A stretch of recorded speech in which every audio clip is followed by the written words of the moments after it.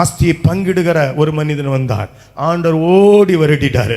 நான் அந்த ஆள் இல்லப்பா, நான் வேற ஆள், ஊழியம் செய்யும்படியாக வந்தேன், உன்னை அழிவிலிருந்து மீட்க வந்தேன், உனக்கு ஆஸ்தியை தரவில்லை என்று சொன்னது போல. நீங்க இந்த பிரசங்கம் பேசிக்கொண்டே இருக்கும்போது ஒருவேளை உங்க இருதயத்தில் தோணும், இந்த ஆண்டவரோடு கூட நான் ஆண்டவரிடத்தில் என் தேவைகளை எந்த அளவில் கொண்டு போயிருக்கிறேன், இதெல்லாம் சரியாகுமாங்கிறது உங்களுக்கு புரிந்து இருக்கும். ஹல்லேலூயா.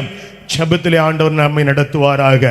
ஜெபத்திலே ஆண்டவருக்குள் இருக்கிற அநேக அற்புதங்களை கேளுங்க, அநேக அதிசயங்களை கேளுங்க. அநேக அற்புதங்களை கேட்பதற்கு முன்பதாக அவர் மீட்க வந்தார் இல்லையா, உங்க வாழ்க்கையில எதையும் கடனாக இருக்கிறதாக நினைக்காதீங்க.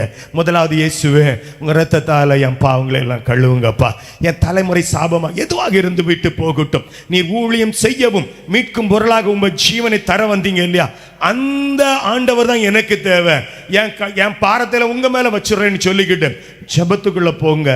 கர்த்தர் உங்களுடைய குடும்பத்தையும் ஆசீர்வதிப்பாராக. ஆமென்.